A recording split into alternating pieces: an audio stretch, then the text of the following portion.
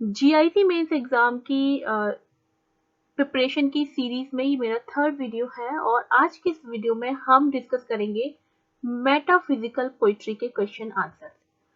इस वीडियो को स्टार्ट करने से पहले मैं आपको बताना चाहूंगी कि मेटाफिजिकल पोइट्री के ऊपर मैंने ऑलरेडी एक वीडियो बनाया हुआ है जिस वीडियो में मैंने डिटेल में मेटाफिजिकल पोइट्री को डिस्क्राइब किया है। तो आई रिकमेंड यू कि आप उस वीडियो को जरूर देखें, उसका लिंक डिस्क्रिप्शन में आपको मिल जाएगा। अगर आप अच्छे से समझना चाहते हैं कि मेटाफिजिकल पोइट्री क्या है तो आप उस वीडियो को जरूर देखें और मैं गारंटी के साथ बोल सकती हूँ कि उस वीडियो को देखने के बाद आप मुझे थैंक यू जरूर बोलेंगे। तो प्लीज वॉच दैट वीडियो ताकि ये कंसेप्ट एकदम अच्छे से क्लियर हो जाए। तो चलिए अब हम क्वेश्चन आंसर की बात करते हैं। देखिए वेरी शॉर्ट आंसर में 50 वर्ड्स में आपको लिखना है, 10 मार्क्स का आएगा, आप सबको पता है। तो यहाँ 2 सैम्पल क्वेश्चंस हैं ये। फॉर एग्जाम्पल ये जैसे कि आप देख रहे हैं, who coined the term metaphysical poem. Metaphysical poem जो है इसकी डेफिनेशन भी काफी इंपॉर्टेंट है कि मेटाफिजिकल पोएम क्या है और इसे किसने कॉइन किया, दोनों पॉइंट इंपॉर्टेंट है।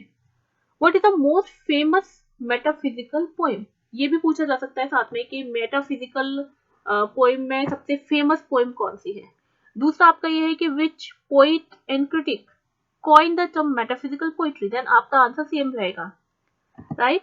डॉक्टर सैमुअल जॉनसन, अब यहाँ पे हम बात कर रहे हैं कि डॉक्टर सैमुअल जॉनसन जो है इन्होंने कॉइन किया था इस टर्म को, मेटाफिजिकल पोइट्री को, in his book lives of the most eminent English poets. उन्होंने ये बुक लिखी थी, इसमें इन्होंने 52 पोइट्स की बायोग्राफी को शामिल किया है। इस बुक में वो लिखते हैं कि 70th सेंचुरी के ब्रिटिश पोइट्स का एक ग्रुप है whose writing style was different। हालांकि they are not from any particular school, मतलब उनका कोई पर्टिकुलर ऐसा कुछ ग्रुप नहीं था, लेकिन उनकी जो राइटिंग स्टाइल थी, जो कैरेक्टरिस्टिक्स थी उनकी पोइट्री की, they were quite similar and on the basis of their writings उन्होंने ये कंक्लूड किया कि ये जो 70th सेंचुरी के कुछ ब्रिटिश पोइट्स हैं इनकी राइटिंग स्टाइल जो कंटेम्पोरेरी राइटिंग स्टाइल चल रही है उससे डिफरेंट है।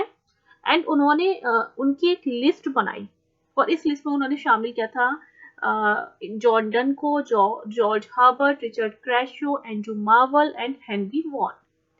अब हम बात करते हैं famous metaphysical poem. The best known metaphysical poem is The Flea by John Donne. This is a poem of John Donne and it was published after his death in 1633.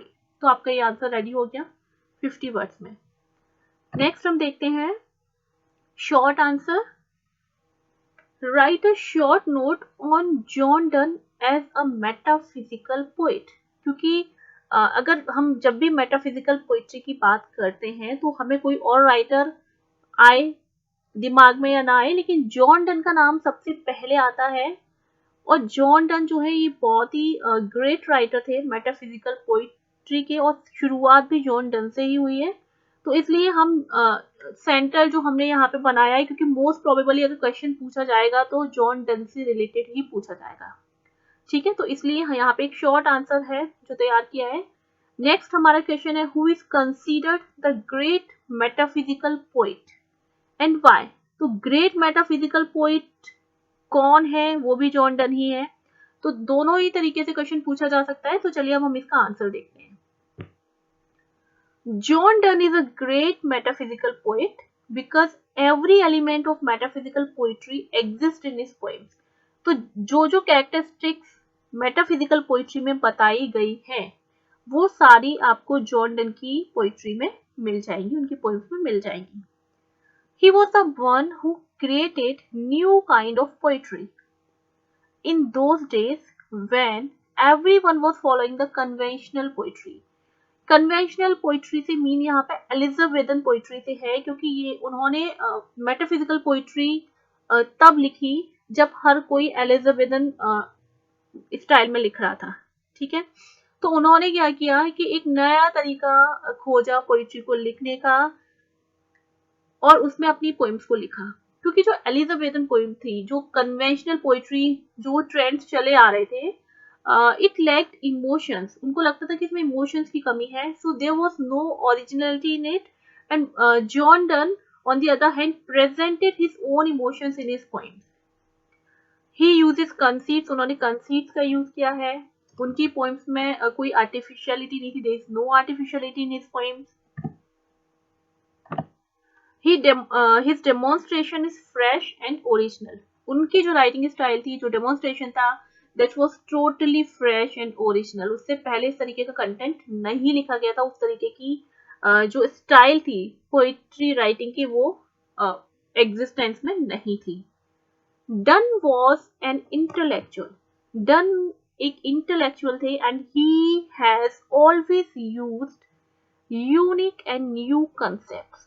उन्होंने हमेशा से अपनी पोइट्री में बहुत ही यूनिक एंड न्यू कंसेप्ट्स का use किया. अब metaphysical poetry के बारे में ऐसा क्यों कहा जा रहा है? जॉन डन की ये जो क्वालिटीज बताई जा रही हैं पोइट्री कैसे क्यों बोली जा रही हैं, अगर आप, जो मैंने आपको वीडियो मेटाफिजिकल पोइट्री के ऊपर बताया है देखने के लिए, लिंक डिस्क्रिप्शन में, वो देख लेंगे तो आपको समझ में आ जाएगा कि उनकी पोइट्री आखिर थी कैसी. He would ask questions in his poetry that people would not normally think about and prompt the reader to open his mind. वो अपनी पोइट्री में ऐसे ऐसे क्वेश्चंस पूछ लेंगे थ्रू द कंसीट्स कि लोग उसके बारे में सोच भी नहीं सकते, और ऐसे ऐसे एग्जांपल्स उन्होंने अपनी पोइट्री में दिए हैं बाय यूजिंग कंसीट्स. कंसीट और विट, ये कुछ इंपॉर्टेंट ट्रेट्स हैं उनकी पोइट्री के, जो आपको ऑलमोस्ट हर 2 लाइन के बाद देखने में मिल जाएंगे. और इससे क्या होता है, जो रीडर है, इट डजंट एक्चुअली, इनकी जो पोइट्री है वो हार्ट को टच नहीं करती, क्योंकि मेनली पोइट्री का क्या होता है कि पोइट्री आपके हार्ट को टच करती है. बट अगर हम मेटाफिजिकल पोइट्री की बात करें तो ये आपके दिमाग को हिट करती है, आपके दिमाग को टच करती है. ठीक है. नेक्स्ट, जो वॉगनेस है is a prominent characteristic of his poetry. ये उनकी पोएम्स की ये भी एक प्रोमिनेंट कैरेक्टरिस्टिक है. There is no clear right और wrong. It is just that he would provide with an idea and it depends on the reader how he perceives it. उनकी poetry जो है वो थोड़ी सी वॉगनेस उसमें आपको दिखेगी, कुछ भी आप क्लियरली राइट या रॉन्ग इंडिकेट नहीं किया जाता. तो ये वो इसका डिसीजन वो रीडर्स पे छोड़ देते हैं कि वो उसको कैसे परसीव कर रहे हैं. Due to it, most part of his poetry is obscure. His wit goes in all directions, from seriousness to humor, and he is called the monarch of wit. उन्हें monarch of wit भी बोला जाता है. He introduced sayings and maxims to metaphysical poetry. उन्होंने metaphysical poetry में sayings and maxims को introduce भी किया.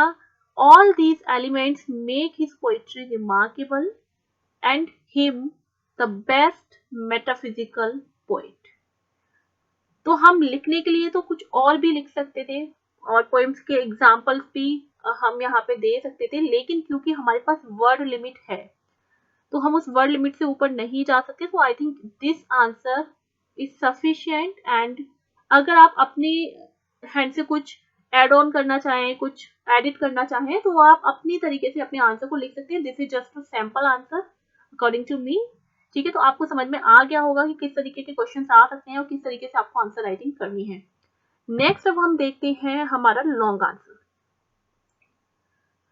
Describe main features of metaphysical poetry. Metaphysical poetry के जो मेन फीचर्स हैं वो डिस्क्राइब करिए, या फिर आपसे ये भी पूछ सकते हैं what are the chief characteristics of metaphysical poetry and discuss with reference to 2 poems. What are the main elements of metaphysical poetry. तो आपको क्वेश्चन से समझ में आ रहा होगा कि कुछ भी आ जाए, फीचर्स लिखने के लिए आ जाए, कैरेक्टरिस्टिक्स आ जाए, एलिमेंट्स आ जाए. ठीक है. आपका आंसर सेम ही रहने वाला है. क्वेश्चन को बस थोड़ा अलग तरीके से पूछ लिया गया, but answer will be the same. And मुझे पता है ये सब बताने की मुझे आपको जरूरत नहीं है, आप ये सब खुद से पहले से जानते हैं, क्योंकि फीचर, कैरेक्टरिस्टिक्स, एलिमेंट्स इनमें कोई बहुत डिफरेंस नहीं है, but it's like telling you. चलिए शुरू करते हैं. The word metaphysical is made up of 2 words. देखिए, जब भी हम कोई लॉन्ग आंसर लिख रहे हैं ना, तो हमें जो हमारा मेन हम टॉपिक है, हमें पहले उसको डिस्क्राइब करना है। ये केवल इस आंसर के लिए, ये कोई भी आंसर हो, मैं आपको एज अ टिप बता रही हूँ कि मेटाफिजिकल पोइट्री पूछ लिया या कुछ भी पूछ लिया जाए आपसे, तो फर्स्ट ऑफ ऑल आपको क्या करना है, मान लीजिए ये मैं इसलिए बता रही हूँ कि सपोज आपको कोई एक आंसर आप रेडी करके नहीं गए हैं, but you know something about that, तो आपको अगर उसकी डेफिनेशन आती है तो आप डेफिनेशन से स्टार्ट कीजिए। ठीक है, यहाँ पे देखते हैं, the word metaphysical is made up of two words. Metaphysical words, this is a combination of two words, meta that means beyond and physical that means physical world. So what does it mean? It means anything that is beyond the physical world.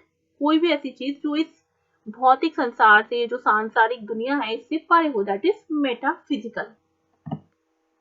इन इस ऐसे discourse concerning satire, actually जो complete title है इसका, that is a discourse concerning the original and progress of satire.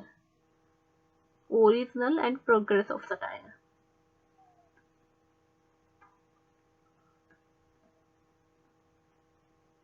ठीक है, ये एक ऐसे है जॉन ड्राइडन का, जिसमें वो लिखते हैं कि John done in his poems affect the metaphysics. उनकी जो पोइट्री है वो मेटाफिजिक्स को अफेक्ट करती है। The term metaphysical poets was first used by Samuel Johnson. ये जो टर्म है मेटाफिजिकल पोइट, ये सैमुअल जॉनसन ने सबसे पहले यूज किया था to describe a group of 70th century poets whom he viewed as the man of learning and felt that to show their learning was their whole endeavor. The metaphysical style of poetry was first used by John Donne. सबसे पहले ये जो style है ये John Donne ने use की थी to write his poems, but later adopted by George Herbert, Richard Crashaw, Henry Vaughan, Abraham Cole and Andrew Marvell. लेकिन एक चीज मैं आपको बता दूं, जब वो लिख रहे थे उस टाइम तक ये जो टर्म है मेटाफिजिकल पोइट्री, ये कॉइंट नहीं हुआ था, ये बाद में कॉइंट हुआ। पूरा मैंने डिस्क्राइब किया है मेटाफिजिकल पोइट्री की जो वीडियो है उसमें। The following are the most important traits of metaphysical poetry. ठीक है, तो यहाँ पे फीचर्स पूछे हैं तो हम उनको अब डिस्क्राइब करते हैं कि कौन कौन सी फीचर्स हमें यहाँ मेटाफिजिकल पोइट्री में देखने को मिलेंगे। सबसे पहले हम बात करें मेटाफिजिकल पोइट्री की, तो ये बहुत ही इंटेलेक्चुअल होती है। इट इज पोइट्री जो है ये इंटेलेक्चुअल स्टाइल में आप कह सकते हैं लिखी जाती है। The metaphysical poets exploited all kinds of knowledge, practical, philosophical, theological और इथिकल इन देयर पोएम्स। हर तरीके की नॉलेज है उनको, प्रैक्टिकल, फिलोसफिकल, थियोलॉजिकल, इथिकल, ये सारे एग्जाम्पल्स आपको जब आप पोएम्स पढ़ेंगे तो मिल जाएंगे। आर्ग्यूमेंटेटिव टोन, ये बहुत इंपॉर्टेंट फीचर है।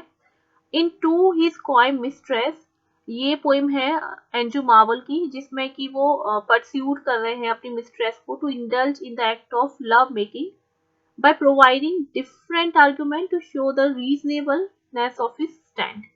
मतलब डिफरेंट टाइप के आर्ग्यूमेंट्स के थ्रू, डिफरेंट टाइप के एग्जाम्पल्स के थ्रू वो उसको समझाने की कोशिश कर रहे हैं। तो आर्ग्यूमेंटेटिव टोन भी आपको देखने को मिलेगी मेटाफिजिकल पोइट्री में। नेक्स्ट है innovative use of conceits. Conceits in metaphysical poems are often an inseparable part. Conceits जो है ये inseparable part आप कह सकते हैं। Conceits सबसे ज्यादा यूज किए जाते हैं मेटाफिजिकल पोइट्री में। ठीक है, और ये पोइट का आप कह सकते हैं कि टेक्निक ऑफ कम्युनिकेशन है।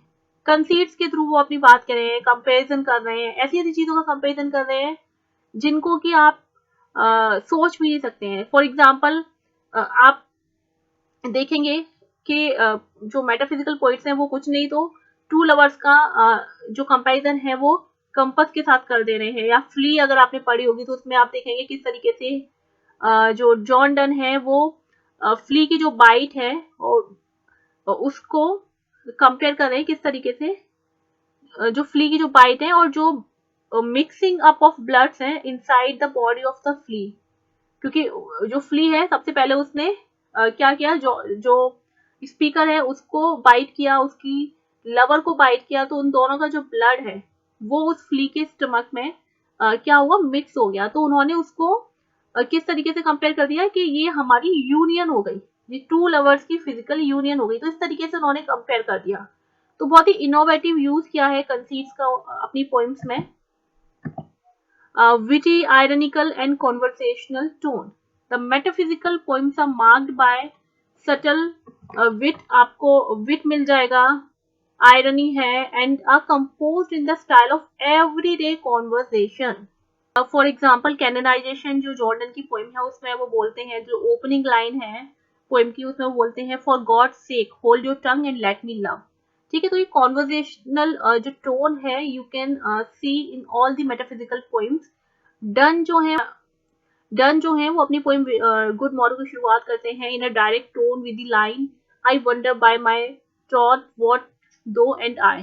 ठीक है, तो इस तरीके की कॉन्वर्सेशनल विटी आयरनिकली टोन आपको मेटाफिजिकल पोइट्री में दिखेगी।